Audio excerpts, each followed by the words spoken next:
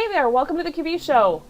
My name is Stacy Kildal, and my co-hosts are Woody Adams and Dawn Brolin. We want to ask you guys to take a couple minutes to visit each one of our sponsors and check them out.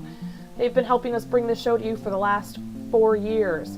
We have Avalara.com, making sales tax less taxing. They will calculate and pay your sales tax liability and take care of all of your returns as well. We have tsheets.com. This is probably the #1 employee-rated time tracking application on the planet, if not the galaxy, and an amazing team of people behind it. We have Skyline Hosting by UniDataIT.com. This is where we host all of our QuickBooks software as well as our other software like Microsoft Office. So please take a minute and visit them, and I hope you enjoy our show.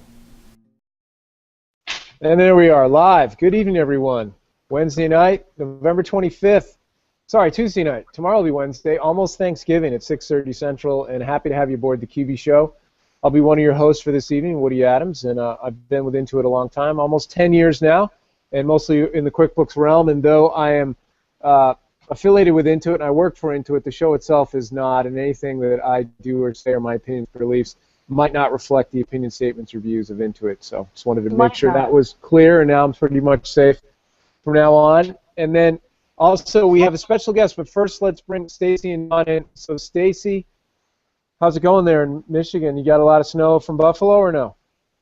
So we didn't get that that Buffalo snow That's crazy. at all. We only got about maybe 5 or 6 inches, I think, between Thursday and Friday. And then it was about 50, 55 degrees on Saturday and Sunday, so it's all gone now. Wow, that's crazy. Yeah, that is really warm. warm Michigan, for your area. What are you going to do? That's Michigan. It'll be like a 60-degree temperature difference between, like, sometimes in one day. Or maybe not 60, maybe like 40. Like, it'll start out at, like, 20, and then by the end of the day, it'll be, like 60 degrees. So that's just how we roll in the So you basically bring a bunch of stuff when you're going to work because you never know. Sweater, jacket, raincoat, you don't know. You shorts. layer this time of year. And this time of year, though, it's a little bit crazy because usually before we got that snow, it was like, I was waking up and it was like 9 degrees, 10 degrees, and that's like January weather. So yeah. I was a little freaking out that we just completely skipped November and December and went to what I refer to as auto show weather, because here in Michigan, the Detroit Auto Show is always usually the coldest week of the year, and it was like straight from like flip-flops to auto show weather, and I was not prepared for that at all. No. Well, good update. Texas is doing well. Dawn, you're in. Dawn, how's it going there? Sorry about that. You know how it is, man. Gotta, run in the house. You got things going on. We make it happen. Sure. It's all good. Yeah. What do you get? Did you notice the jacket I'm wearing though? Very nice. Nice jacket, buddy. I more noticed your drapes. I was going to say your draperies. So Nicola is constantly battling with the house to try to figure out how to change the layout so we can fit, the kids for a longer period of time. So she redid the living room, and it's awesome. So I'm out here, and it's a nicer background than my white wall, with the nail impressions, right? Much better. Love it. And so we're going to get to questions and things, and of course we have our 4th year giveaway, but we wanted to bring on our special guest, which is part of it as well. We have Seth David on from, of course, nerdenterprises.com, but also schoolofbookkeeping.com. And you guys know Seth from the Sleater Group and Social Media Guru, and we've had him on before. But Seth, thanks for coming on the show. He also has his very popular Google Hangout every Friday. How's it going out there in California tonight? Excellent. You don't want to hear about our weather because you're going to get very mad at me, but it's great out here. I have no complaints. And I'm just looking around and I'm realizing I'm glad I have something by way of a promotional product at reach, because seems to. Nice. Very cool. And I see that it's still light out where you are, Seth. That looks really nice with those trees and stuff. We still have some light left.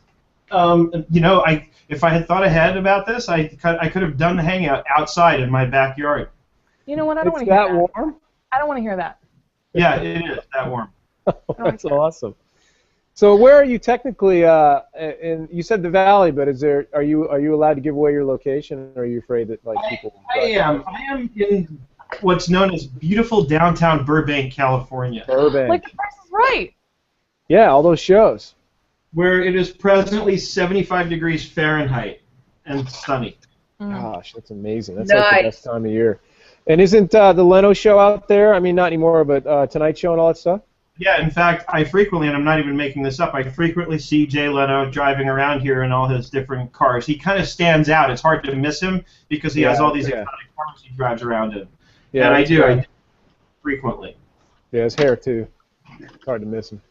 So, in fact, a few years back when he was still on the air, they used to do this thing once in a while, a segment called Pumpcast News. Yeah. And they would do it at the Costco right near me here, and they caught me on it one day, where it looked like, you know how gas stations have TVs that are playing commercials and whatnot? Yeah. So Yeah, which is fine, but don't use your cell phone. Right. Well, you're not driving; you're just pumping gas. So, but I see what you mean. This you don't want the electricity to ignite. Right. Oh yes, fire. That would be one hell of an ignite session. Oh, come on. Oh, where's my window? Open the window. Let that out. So Pumpcast News, it would set up to look like that, but there was actually a camera and a mic, and there would be a live person there who you think you're watching some newscast, and all of a sudden the guy's like talking to you, and they caught me on it. My segment ended up airing on their show, so that was exciting. Oh, that's awesome. Nice. No, that's good. That's cool, Burbank. Trying to think of the airport there. What are you flying Bob to? Hope. Bob Hope. My favorite airport. One of my best favorites. airport in the world. As far I as flew out of that. It's so easy to last get in and year out. On the road show, I flew out of the Burbank airport, and I was really excited because it was tiny, right? It's a tiny little. It's a very airport. small airport, very low traffic. It's easy in and out. See, and Stacy, what you didn't know was if you had told me that you were there, I could have literally run just a few blocks from my house and said hello. It was Nice. kind of a last-minute thing because I needed to catch a flight. I had to get out because I had another roadshow event the next day, and I don't know what was going on, but I had to. It was like a last-minute. You know what? I just do when I'm traveling and I'm on the road for Intuit. I just do what my Intuit handlers tell me to do. I go where I'm supposed to go, and I say what I'm supposed to say. And they told me, you're not flying out of this airport. You're going to go to this one, and so that is what I did. Bob Hope. Well, I'm just saying, next time you're at the Burbank Airport, look me up. You know, speaking of which, if you go to intuitacademy.com, you can sign up or register for one of the 17 city tours that are starting even as of next week. So it should be pretty exciting. Very cool. So Seth, tell us what's new with School of Bookkeeping and anything you got going. You just got back from Sleater this week, right, or last week? Like 2 weeks ago already, right? So I had an amazing time at the Sleater conference this year. I gotta say. Me too. I mean, I always do, and it's especially exciting, of course, being invited back to speak, and it's an honor to be invited back to speak every year by Doug. And this year, I only had 2 sessions, which this was my lightest load as far as sessions and speaking there. And at first, I was, you know, a little, I'm trying to find the right word, but I found myself wishing I was doing more, but at the same time, what I realized is it allowed me more time to network with people. And at the end of the day, I had so much fun because I got a chance to connect with so many people who I've only known online before. And you know, as things progress, you get to know more and more people just online. You see all these faces, you see the profile pics, you see how different they look in person. No, I'm just kidding. But you get to see which ones are using pictures that are at least a decade old. Exactly. I like that. Exactly. That's my favorite thing. See, I just throw my dog in my picture to distract people, so they don't know that it's not really me in the picture. That's what I do with this. Like, I mesmerize them with the hair. I try to. It doesn't help. It doesn't work. Right. No. So it was really exciting to be there. I got the opportunity to speak to a lot of people. This year more than ever, I got to talk to a lot of the exhibitors, the people who develop the applications that a lot of us love to learn more about. And really, really interesting stuff. Incredible opportunity, I think, that we have just based on where we're positioned at School of Bookkeeping in terms of being able to talk to these developers about doing videos on their products. It's exciting as hell for me because I get to learn about all these products and what they do and how they work, and you know, it's very flattering, and it's a big honor to me to get this kind of opportunity, but to have people, you know, frankly, coming to me and saying, Seth, we'd love to have your opinion on our product. And it's surreal to me sometimes because I'm like, me? Why? Why do they care what I think? You know, and so, and I was reminded today, I was speaking with somebody who's that into it, and she's sitting there on the phone with me telling me, people listen to what you have to say. And I'm like, no, they don't. Come on. No. What's wrong with them? Don't listen to me. No, they do. It's great. And, you know, even before School of Bookkeeping, you always had, you know, hundreds of videos just deep dive on QuickBooks with Nerd Enterprises, and I'm assuming they can get there from School of Bookkeeping now. Did the sites merge? Are they separate, or what happened with that? No, they're still separate. Okay. The School of Bookkeeping is, you know, it started out as kind of a division of Nerd Enterprises, but it's quickly morphing into becoming its own separate entity, and it will be, I think, my plan is to have it be its own distinct entity by the end of this year. So Nerd Enterprises is where I'm doing my consulting and my other stuff, and I still do the one-on-one QuickBooks remote training there. Although in reality, we have options at School of Bookkeeping that you can sign up for that include one-on-one sessions with me. And as we grow, you know, I'm going to have to bring other instructors, and I can only do so much as I like to think I can do it all. I have a question. No. Yes. You okay? So one of my things, and I was going to call you this morning, but you know how it is. I was very upset that we couldn't actually connect. We were trying to yesterday. The problem is that you live over in that weird place over there, and so, like, you know, it's lunchtime before you're even upright. Probably not. He's up at, like, we need audio autocorrect right now, because when she said weird place, what she meant to say was awesome place. But, you know. I love that. So tell me, Seth David, and I did look at your site. I've been looking at your site often. And again, I always err on the caution of user error, which is me, only because that's what I do with my clients. So, do you have yet a program for certified bookkeepers? Like, is that something in your like future that you see you do? Because I don't think you have a program specifically for the certified bookkeeping course, correct? We do not have a certification yet. No, if that's what you're asking. No, I mean through the AIPB, through the. Oh no. That's something that maybe you will. If not, can you please take a note of that and do that? But I would say this. That's a great idea. I've actually been looking into how we can offer CPE credits by way of our courses. I'd like to be able to do that. That's actually been high on my list of priorities, and yet low on my ability to find time to do it. Understood. No, I know, but I'm excited because what you offer and what you have available to people is not, I would say, is not as laser focused as what you have available. And I think that that's amazing. So the only reason I bring it up is as a practitioner and as a business owner with people who don't have accounting degrees necessarily. For my people, I want them to get certified in bookkeeping. Why? Can I ask this? Can I ask this? Because I used to be a certified bookkeeper, and it absolutely made no difference.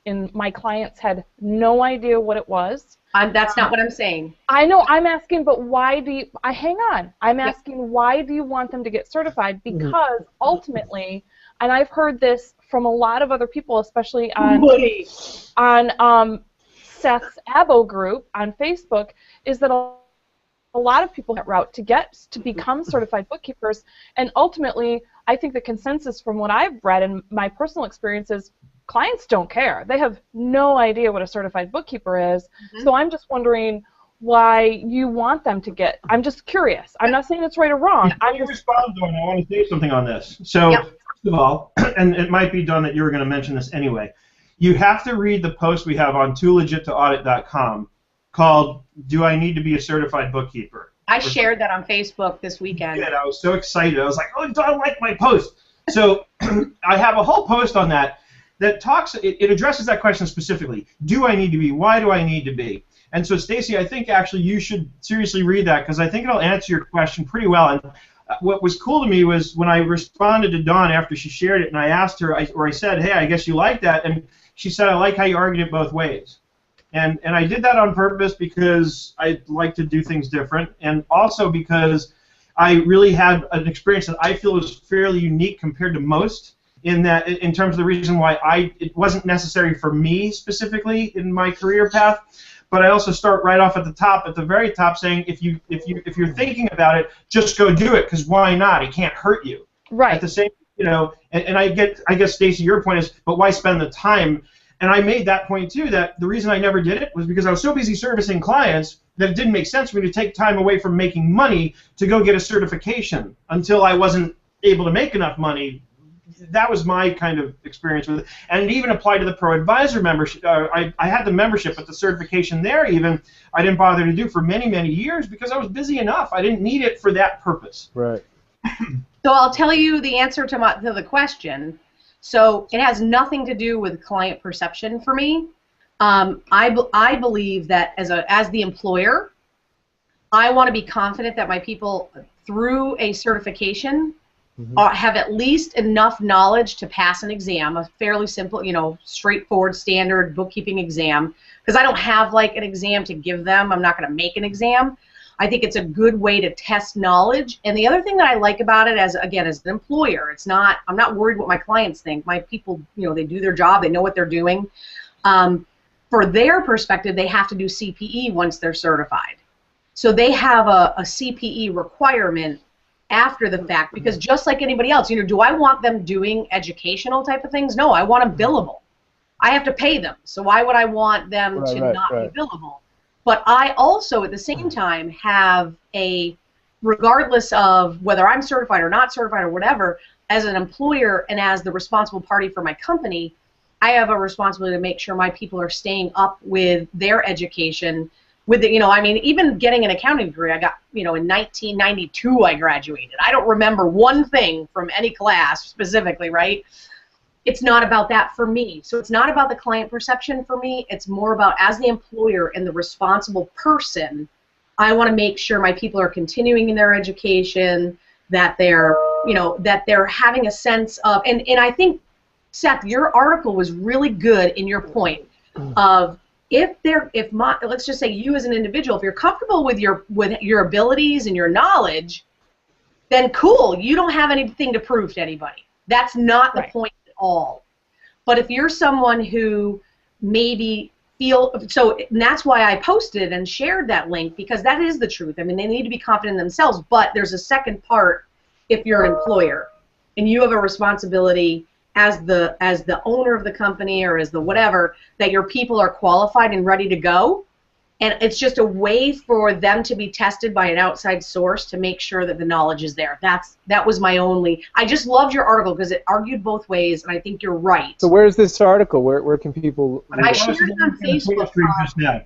And I think that's an awesome reason, and I just think that that's fair enough, and that's why I was asking why you wanted them to do that, because, and I think that's awesome. But I know, for me, when I was a sole practitioner, it really kind of was. It was really kind of a waste of my. Not my time, but it was. I ended up using and putting my energies towards something else, because what I found is the reason that I did it was, I thought, my clients are gonna, because I'm not a CPA and I actually never graduated college, it's gonna give me some sort of legitimacy. But I found that my clients don't care. I know my shit, and that's all they care about. And so, ultimately, there's a cat. Yep. Ultimately, for me personally, it didn't matter. But I love the fact that you want to do it, because it's going to require your employees to stay current, get CPE. I really think that's a great idea. If I had a staff working for me, I probably would do the same thing. And that's why, when I shared his article, why I said to him, I love that you had both points of view, because I agree 100% both ways. And so then, of course, at the time when I shared it, I was really seeking out that answer as I'm planning 2015, saying, okay. How did you find it? How did you find that post? I think I'm a Google lover. I just, when my staff asks me questions, I'm like, okay, if you haven't Googled it before you've asked me, I'm going to slice your throat. I'm very calm. Well, that's why you need to know about a site called Let Me Google That For You. And that's what it does, is when somebody asks you something that they could have easily Googled themselves, you give them that site with their search in it, and you send it to them, and it Googles it for them and then shows them the search. It's great. I love that. But the article, Seth, was awesome, and I just felt like it was very fair, and that's what I love about you. And, of course, so I've been searching for how I'm going to do continuing education with my team, and how am I going to work with that, and so that's why Seth and I are going to have a phone call. And I just, I don't want to be the teacher. I don't want to teach. And you know what? The good news is we have group plans at School of Bookkeeping just for that. So when people have a staff and they don't want to do with the training, that's a void we're trying to fill specifically. Right. So, and you know what? They better be. I want updated status reports. Like, well, I I plan on offering a certification, but my thing is, I want to make that certification hard. I don't want it to be easy. I want it known that when somebody has an SOB certification, it means something. Absolutely. It's great. Now, here's the thing, though. I think that I would rather see, rather than a School of Bookkeeping certification, maybe you offer courses in passing the Certified Bookkeeper course, just like you have courses in T-sheets and things like that, because not that you guys aren't awesome, but I think that makes it even more confusing. So should I get Sleater certified? Should I get QuickBooks certified? Should I be Nan? Joe Woodard now has his own certification program. The AIPB. Like, where do I? It makes it harder, and I would rather see you pick a couple of the existing ones and do courses and help them try to get certified in one of the existing certifications that are out there, especially the certified bookkeeper ones. That's just my 2 cents. At the same time, back of our own certification could be that if you can get ours, you should have no problem passing the others. Yes. So that would be kind of. And you already have a lot of that content, right? Already built. I could go back and repurpose old content, but I don't like doing that because things change. And you know what it comes down to, and I think this is especially true of video, is I evolve as a human being as time goes on. I have different perspective. I learn more, right? And based on that, the video that I record today on a topic is still going to come out very differently than the video I recorded 2 years ago on the very same topic. And that's just a natural, because, when I go to talk, like when I've talked at the Sleater conference about social media and how to make social media work for your business, I really believe so strongly in this, that if what you're doing is truly coming from the center of your heart, there's no way you can fail. And because that's the place that I try my best on a daily basis to operate from, I really believe that things are going to be different. The same topics are going to come out differently all the time because, again, I evolve and I grow, and I'm different. I'm going to be different tomorrow than I was today. So I really don't like the idea of repurposing content. I'd rather re-record it and make it fresh and do something new with it. And I swear I could do the same topic probably 3 weeks in a row, and it would come out a little different each time. So just because of my mindset and everything else. And I think that's important when it comes to producing content because, I did not know that this is where it was all going to, arrive to years ago in 2009, really, when I started recording videos. I did it because it was fun to do. I found that out after doing it, and the reason I originally did it was to help answer questions that were being asked over and over again, right? Sure. So that this way I was able to leverage something that I really enjoyed doing and that really could provide value to people. And now all these years later, we've got over 6,000 subscribers collectively on YouTube, over I think approaching 2 million views collectively between the two YouTube channels now. It's mushrooming. It's funny, this year I've been so focused on School of Bookkeeping that I've hardly put any content on the Nerd Enterprises channels, and yet still every day I'm getting new subscribers on YouTube. Every day. I'm not making that up. That is not an exaggeration. The emails come in, and we get subscribers. So, speaking of subscribers, do you want to announce our winner? Yes, and I've just got word that we have a second giveaway that we can offer to somebody else. We just have to decide how and to whom. But if you would like me to, Can you talk about what the giveaway is and what they get? Okay, so what we're giving away in honor of the QB Show birthday is an annual pro subscription to schoolofbookkeeping.com. It's a $365 value, and we're giving that away to somebody that we chose. That's awesome, Seth. Isn't that cool? It's a one-year subscription. It's a pro subscription, so it gets you access to all the content, all the templates that we have for you to download. The only thing it doesn't get you is one-on-one time with me. Sure. That is awesome. That's awesome. So, so yeah, that's what we're giving away. And then, Stacy, do you want me to announce the winner? Yes, please. That's why you're here, so you can tell the lucky person what they've won. Okay, so the winner is, can I get a drum roll? Do we have it put on Google effects? And I hope I'm pronouncing this right. Please forgive me if I don't. But the winner is Cynde Canepa. Oh, Cynde. Yeah. Canepa. Congrats. And so the way that we got to that name is what I did is because there's no way to export a like list, so I had to copy and paste our Facebook likers to Excel, and then I pulled out like me and Dawn and Seth, the people who really weren't, eligible to win. And then I texted Seth and I asked him to give me a number between 1 and the 300 and some odd people that are on the list.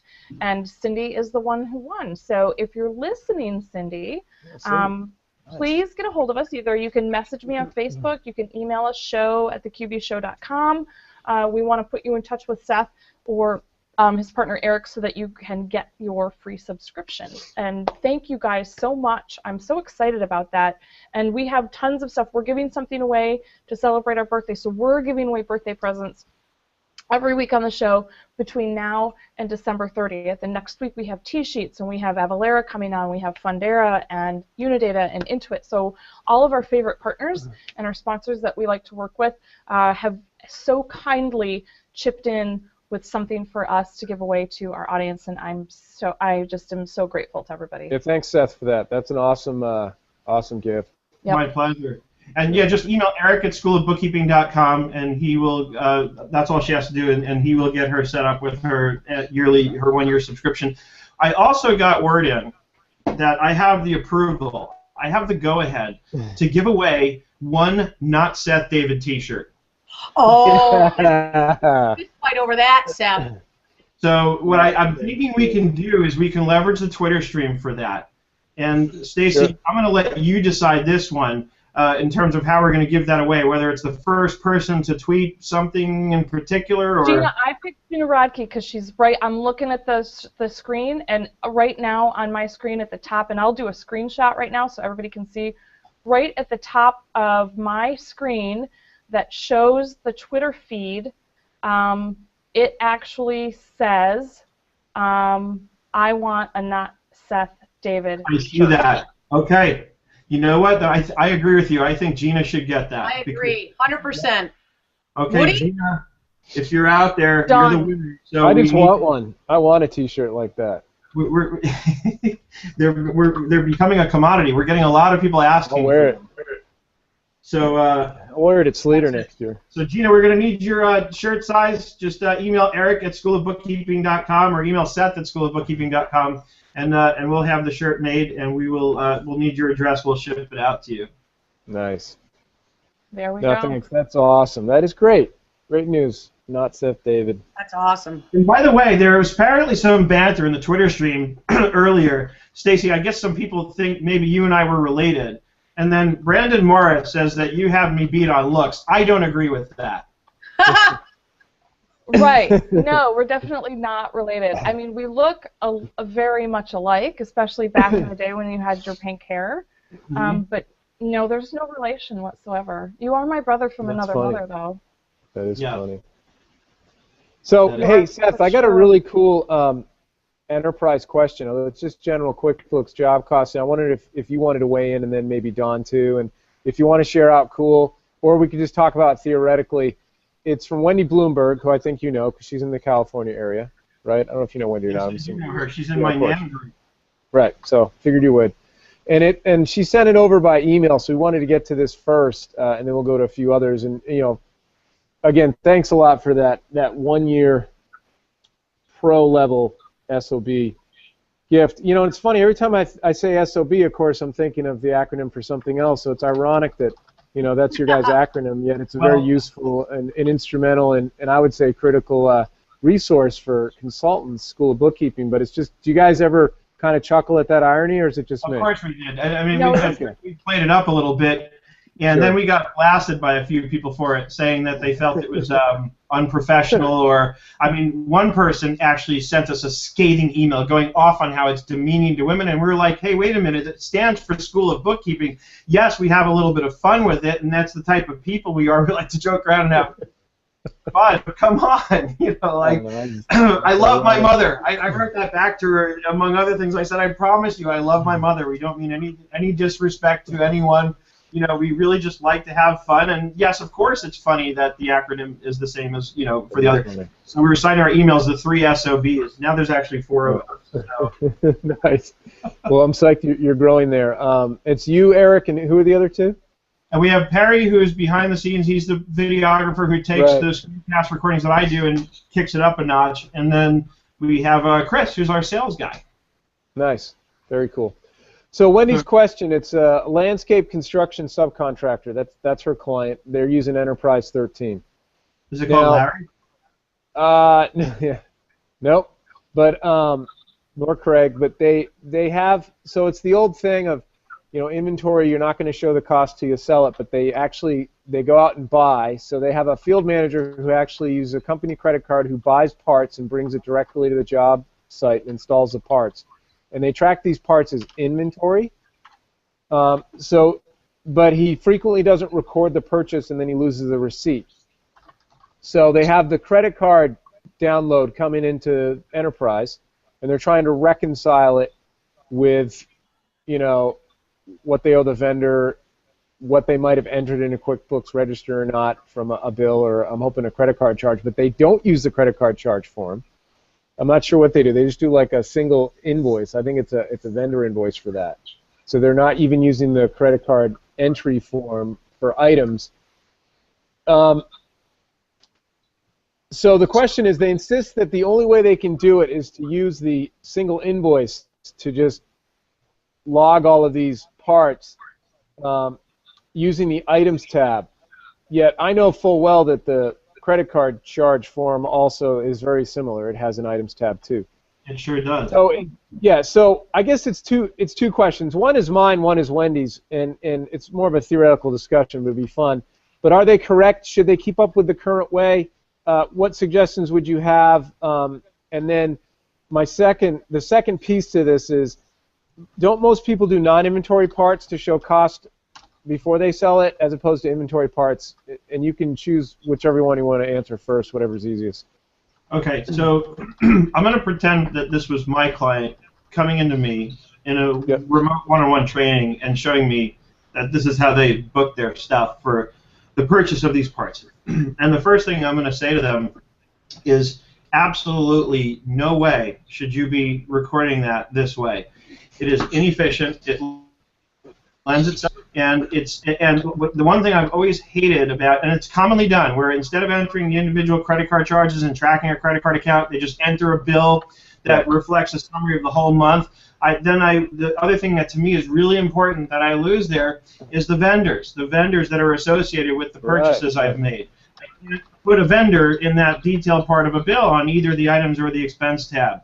So I think it's a terrible way to do it. I understand why people do. They think it's efficient.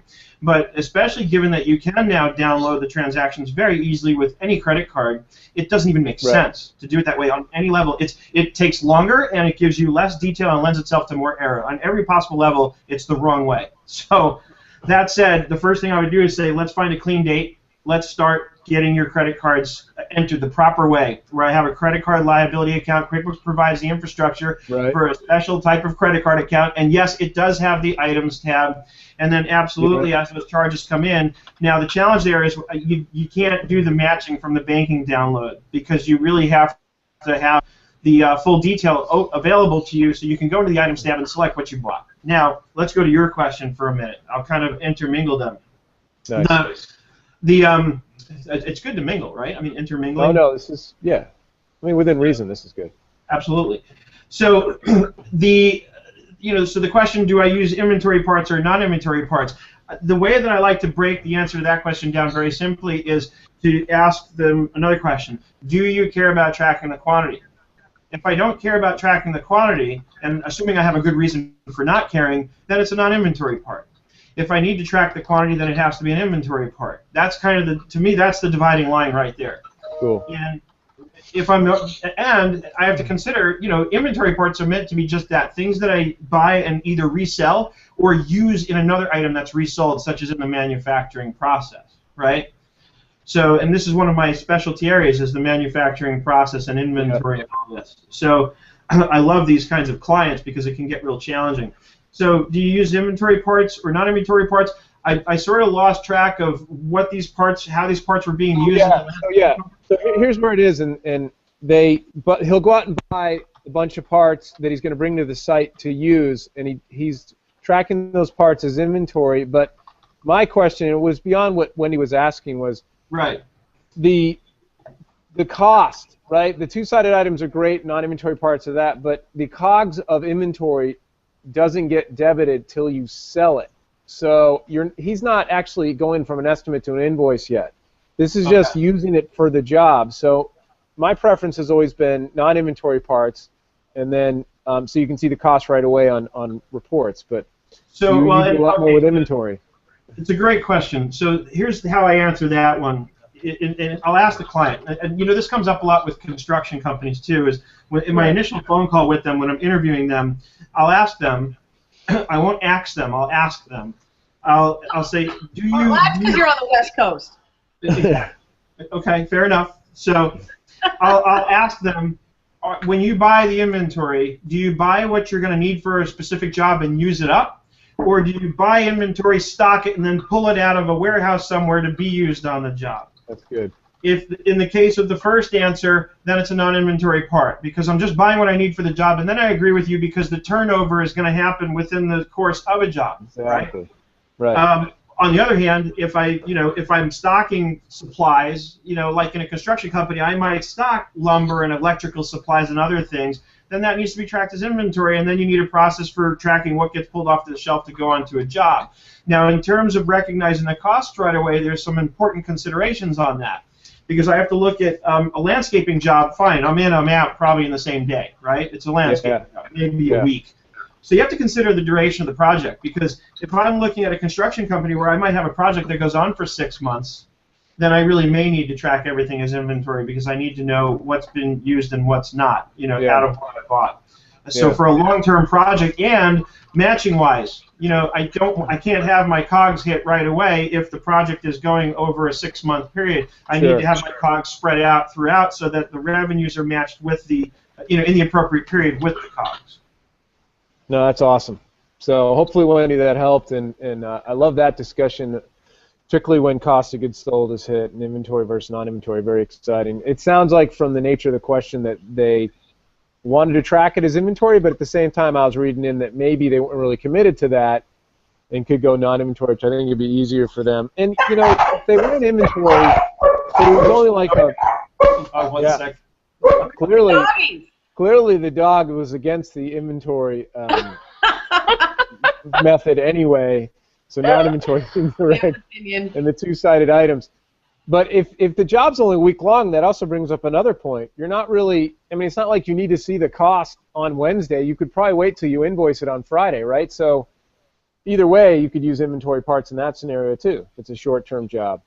By the way, I'm sorry to segue, but I have to share my screen and show you something. Please, because it looks like Eric managed to dig something up that goes back to something we were talking about earlier, especially the question about whether or not Stacy and I are related. So have a look at this.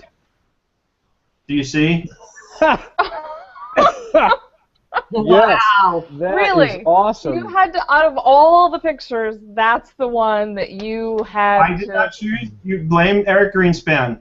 At Eric Greenspan on Twitter. You can tweet to him. I think that's a great look for you, though. That's that don't F with me look. That, like, I'm not going to mess with this girl. That was my fierce runway look. They told us, remember they were telling us, just don't stand there, do something. And so that was officially my fierce runway look. So thank you for that. Now, when Eric cropped out the part of my picture where my mother is next to me with my arm around her.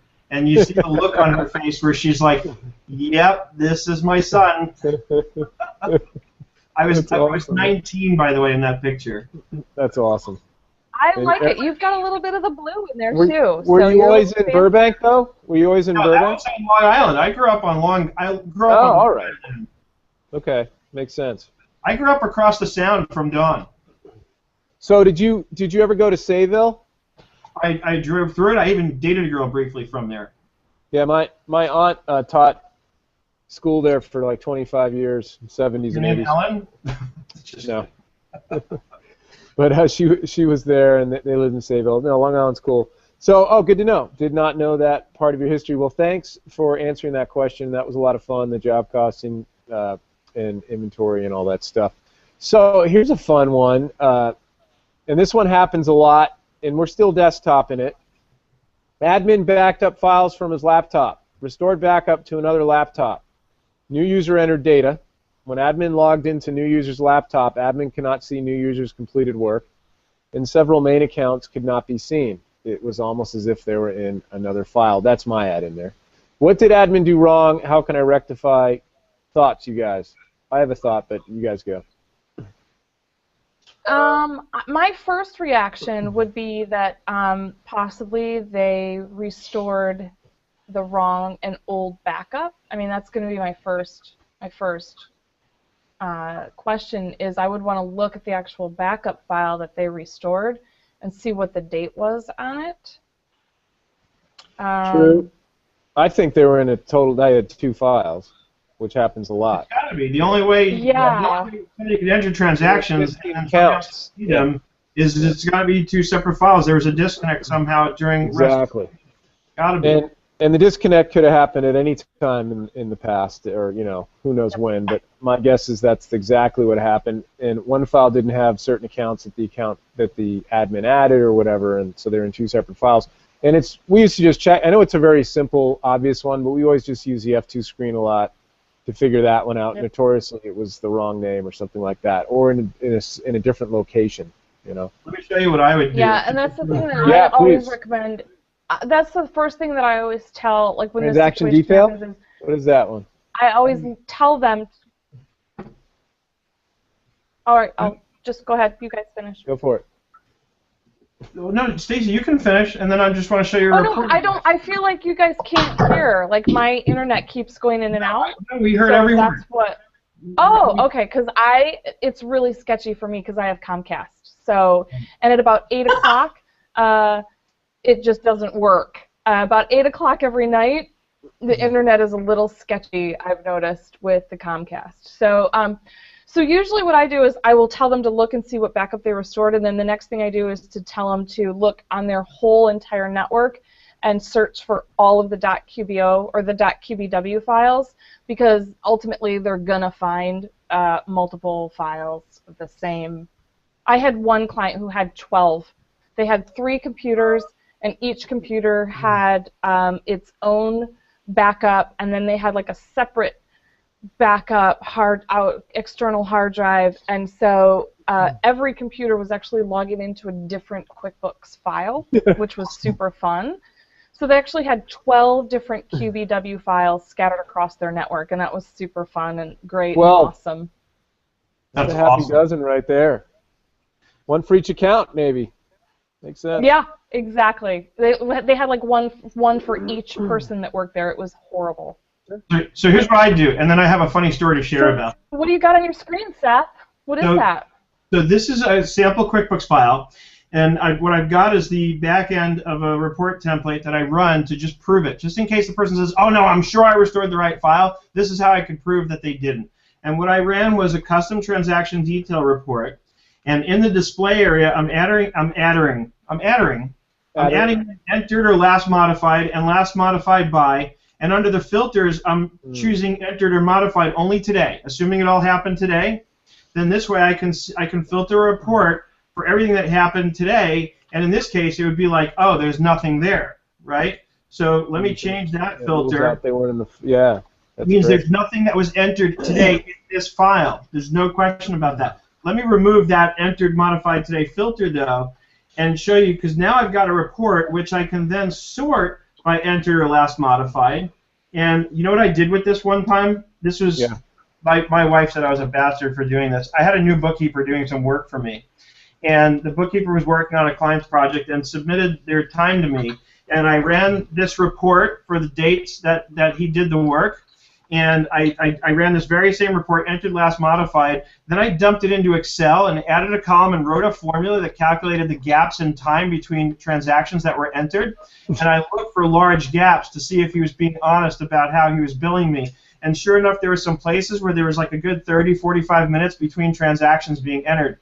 And I called him on it, and he actually got me on that one, though, because he pointed out that those were times when he and I were actually on the phone talking about the client. That's awesome, right there. Hey, Seth, you know, always we talk.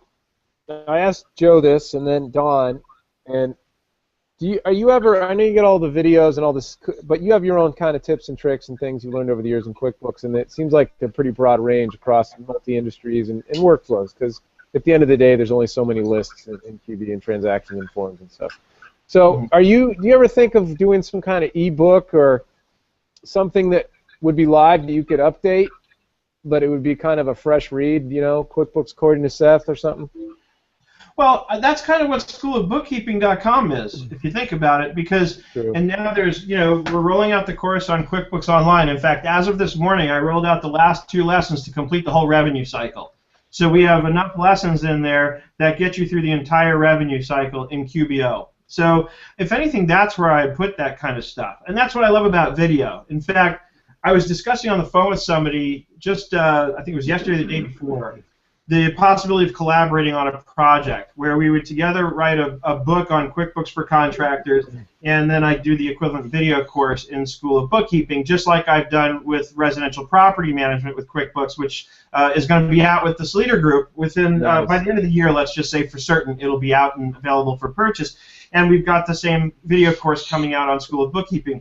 And I was having this discussion with, it was actually Leslie Shiner, I don't mind saying it out loud. Sure, Leslie's great. So she's awesome. I love her. And we were having this talk about doing a project like this, and she brought up the concern that things happen so fast now that to write a book and then you've got to update it, it's almost like, why write the book unless you can bang it out really fast? Oh, no, yeah, that's the thing. That's why I love videos. But what I said to her, you know, and this was in the context of what we were talking about collaborating on, was that, you know, the beauty of doing the book together with the video is some people like to have something in their hands that they can hold and read and write in the margins on if they want to. Totally. And I get that. So that's why I like the idea of doing the two in tandem. So you have the book, and then you have the video course, which the video course can easily be updated, and if there's a new QuickBooks interface that comes out next year, I can roll out an updated video series on here's what you need to know about the changes to the interface insofar as how they impact all the content that we wrote in the last 12 chapters. You know what I mean? Right. So that's why I love and then once in a while you just do the update on the book with updated screenshots or whatever you need to do. Exactly. No, I think that would be really cool. It just came to me when you were, you know, because it's easy enough to find out if they're in 2 separate files, but that I never thought of that. It's such a simple thing, but it's great, that transaction detail report, and you can narrow down and prove it and filter by the last modified. So that's those little things, and Don's always throwing out those little things too. And you know, it's just would be nice if, you know, video's one thing, but yeah, some way to get it out. But I just thought maybe a book would be cool. But hey, Woody. Love it. Yeah. I saw something today that I wanted to just quickly share about one of my favorite people. I'm actually wearing the cape right now. This is. You wearing a cape? It's the T-Sheets. It's actually the T-Sheets pillowcase. I just made it into a cape because Stacy sent it to me. Yeah. I got it in the mail and I love it. But I got a little sneak peek. I'm not really sure if I was supposed to reveal this, but I've already posted on Twitter and Facebook, so who cares, right? And that's already out there. Whatever. So I just want to screen share. I'm going to screen share for a second this quick little screenshot that I stole. Can you see my screen? Yeah, totally. This is the new T-Sheets. Oh, yes, that is nice. I saw that. I don't know. It's got me really, really excited. I'm not really sure if I was totally supposed to share it or not, but you know what? Is it live now?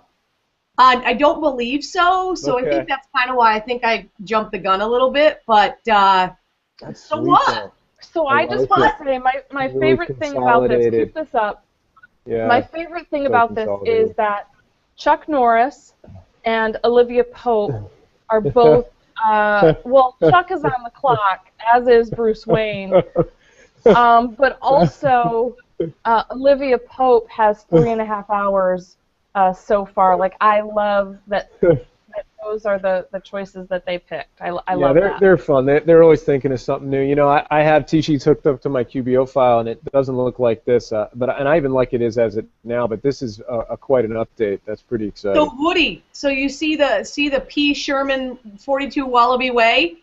Yes. Yeah, Absolutely fantastic. Steals my soul. I love that. Yeah. So I read that, and that almost took me away. So hopefully I haven't totally ruined everything. That's great. But you know what? Forgive and forget. That's what happens when you're friends. So since T-sheets are my friends, they'll forgive me if I have prematurely shared something that wasn't supposed to be shared yet. Yeah. You know what Hey, I Don. have to say? Facebook and Twitter. So you know what? I Whatever. got a question for Don. Stacy, go ahead. Then I have a question for Oh, Don. I was just going to say that it's always better to ask forgiveness than permission. So good job. That's Don the way I Brolin. thought about it. I was so excited about it. I'm like, I have to post this. So I wanted everyone to see. And you know what? So they just might not show me stuff anymore. Whatever. I'm just kidding. They'll forgive me. They're great people. We got to get out there to their offices. I'm just saying, I feel like everybody on the planet has been to their offices except for us. So we need to work on getting out there. I haven't. Maybe Summertime. I haven't been there. I'm going to go see Seth David. All 4 of us will go. Then you'll have to be in awesome California. Oh, that'd be great. I don't like the time change. I actually got an appointment wrong today. I was calling my client at noon, and it was 9 in California, but really it was supposed to be noon there, 3 here. So, but they understand. I can't. I have a client can't do that's so that. mad at me. You know, I have an online appointment booking system. So when people want to schedule a session with me, you know, they have to use Time Trade is what I use. Yep. And when you're scheduling the appointment, there's a drop down. It finds by your IP address. It figures out what time zone you're in. So it's usually pretty good.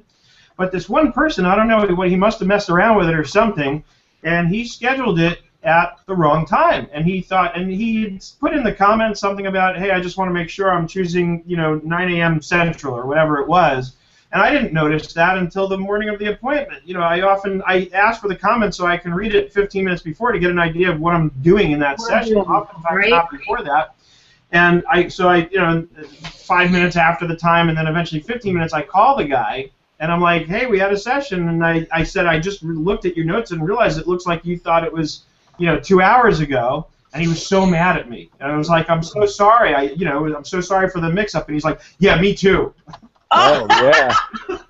Yeah, that's tough. That's tough. I love that. Anyway, Don, actually, let's. I got a question, and well, I'm going to skip to the pre-bill one because I had a thought and wanted you guys to weigh in.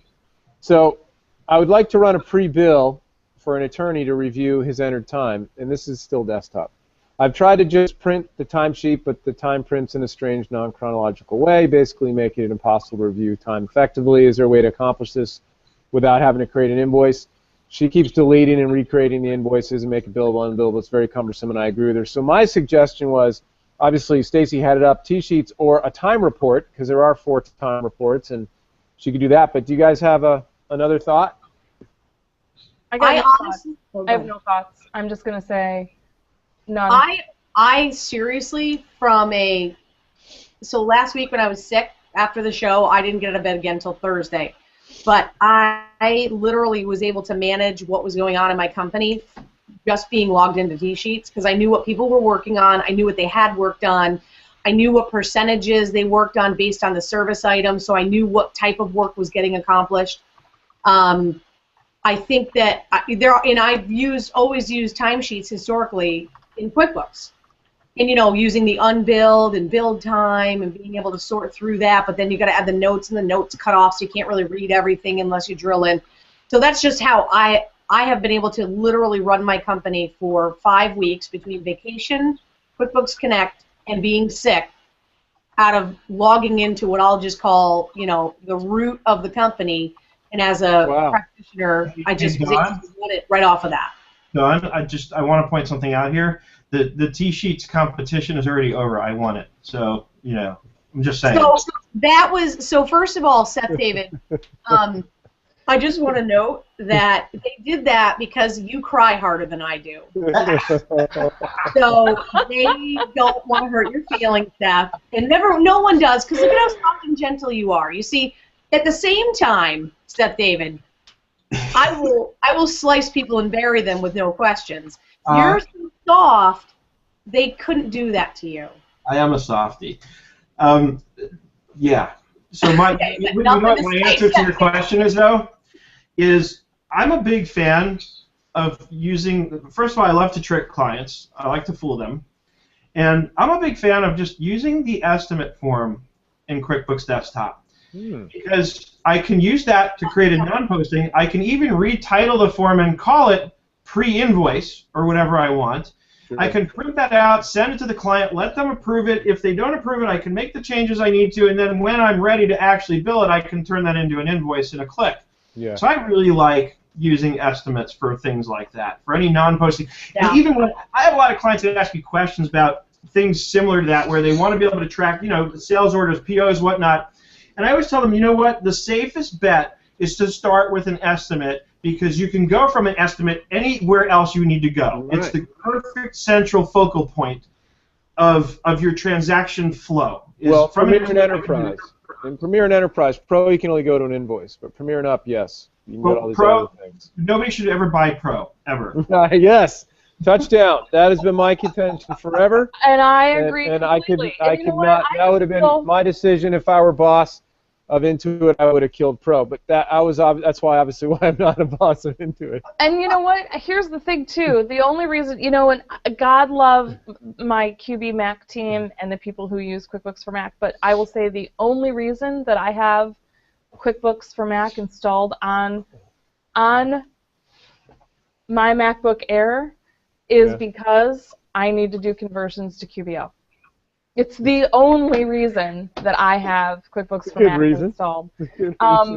Yeah, pretty much. You get it free. We give it to you free with a Pro Advisor. Well, not free. Yeah, and you know what? It's awesome and it's great. And basically, the last 2 years, I have every client that has come to me on QuickBooks for Mac, I have been, yep, I can support you. It's no problem if you want to continue using it. And every single one of them for the last 2 years, all of 2013, and now so far all of 2014, and I'm just going to go ahead and say probably for the rest of the year, they have come to me not because they want me to help them with QuickBooks for Mac, but because they want to convert.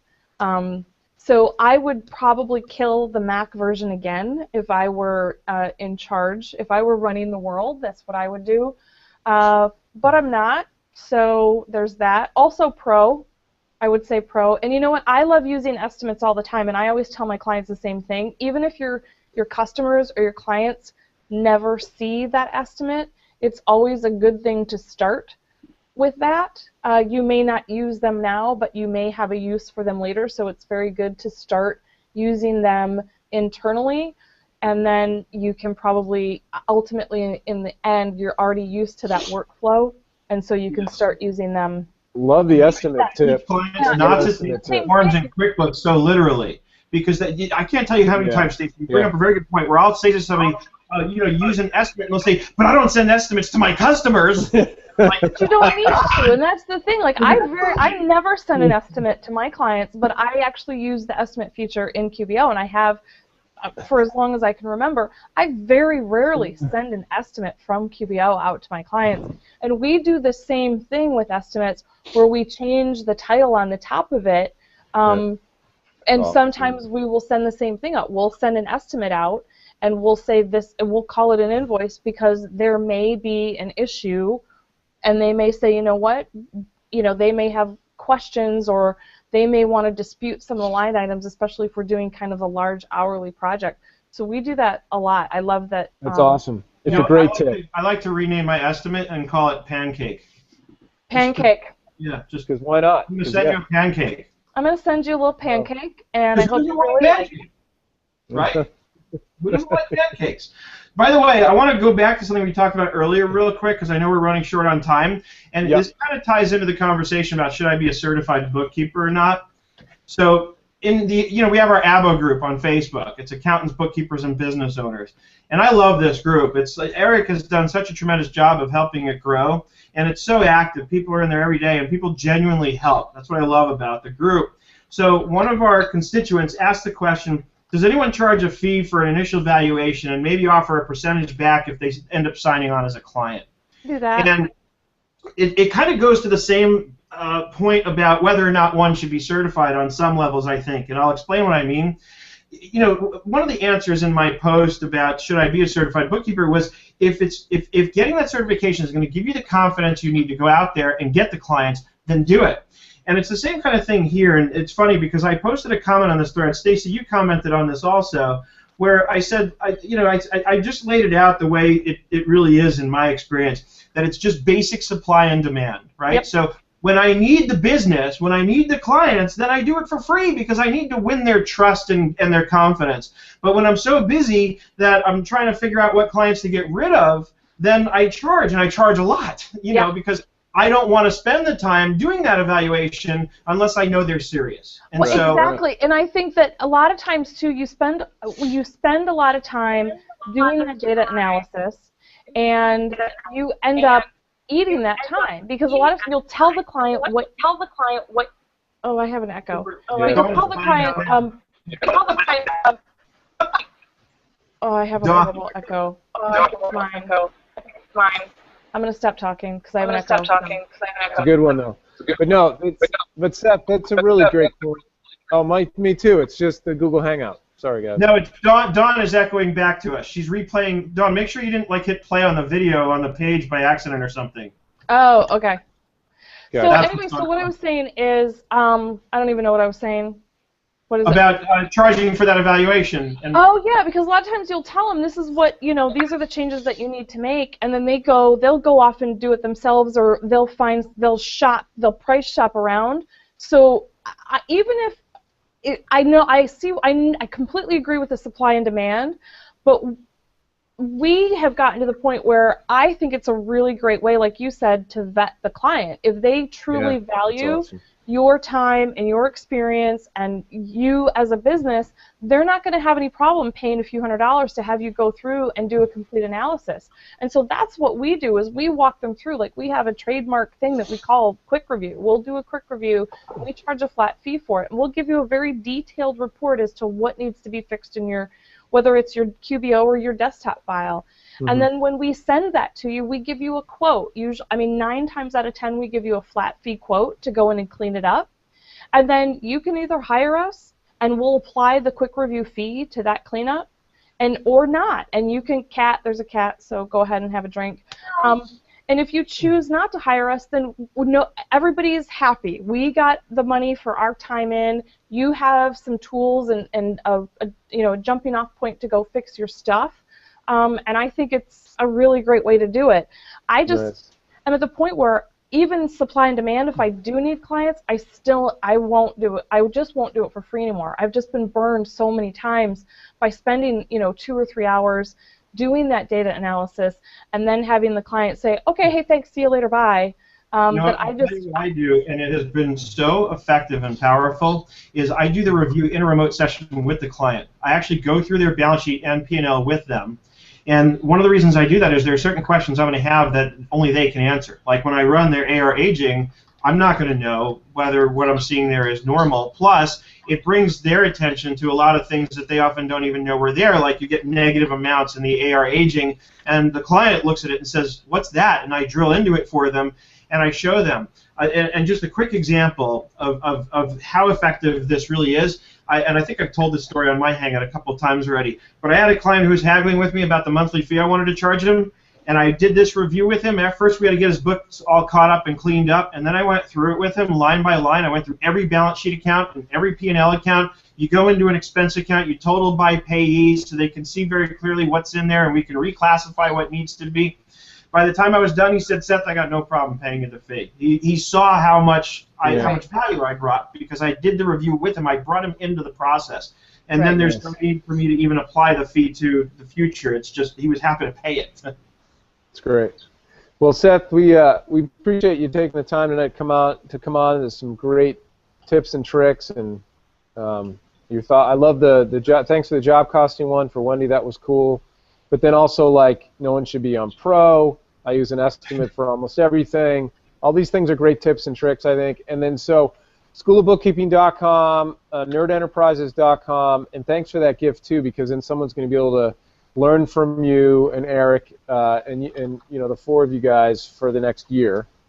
We got a lot of good content rolling out. We're about to roll out a course on Bill Quick. We're going to be doing T-sheets, Transaction Pro Importer. We've got Expensify coming up. So we have a lot of great content coming out. I can't wait. And on a personal note, it's like my dreams are coming alive right now. Things that I've been wanting to see happen for years are happening. It's very humbling, actually. Oh, no, that's awesome. great, man. That is great. So I want to squeeze you, Seth David. What? I want to squeeze you. Come over here and squeeze me, or call me afterwards. You owe me a phone call anyway. There you go. But Stacy, anything, or Don, any last words before we close up shop for tonight? We'll be back next Tuesday. I have one thing that I want to say is that if you are a new QB Show watcher, please go like our Facebook page. You will be automatically entered to win for the next few weeks. Our birthday presents that we're giving away. Last week was our 4th birthday. Next week we have our friends at T-Sheet. They have something that they're a gift, a birthday present that they're going to give away. All you have to do is go like the Facebook page, and then we randomly, every Tuesday before the show, we randomly choose a Facebook liker, and they win. So last week it was Christine Galley, and we're going to have her come on the show. She won an appearance on the show to kind of come and talk about her practice and what she does and what she sort of specializes in. And I love those segments. Or she could just come on to talk about the pair of fleece pants. I bought her a pair of fleece leggings. That was the other thing that she won.